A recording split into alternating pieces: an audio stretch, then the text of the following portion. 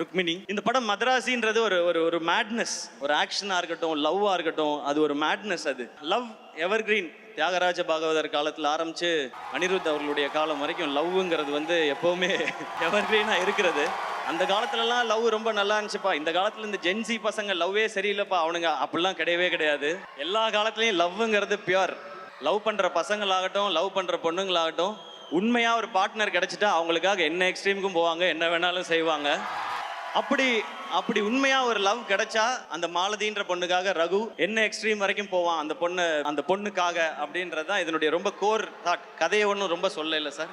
So அதான் சொல்லிட்டேன். அப்புறம் என்னன்றீங்களா சார்? இல்லை ஓகே சார், அவ்வளோட நிறுத்திக்கிறேன் சார். நான் அதுக்கு ஒரு கேரக்டர் வேணும்போது சார் சொன்னாங்க ருக்மிணி இந்த ரோலை பண்றாங்க அப்படின்னு சொன்னாங்க.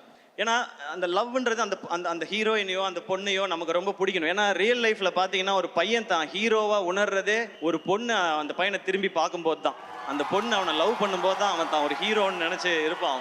அதுவும் ஒரு பொண்ணு காலத்துக்கும் நான் உன் கூடயே வரேன்னு கையை பிடிச்சிட்டான்னா அவன் சூப்பர் ஹீரோ தான் அது.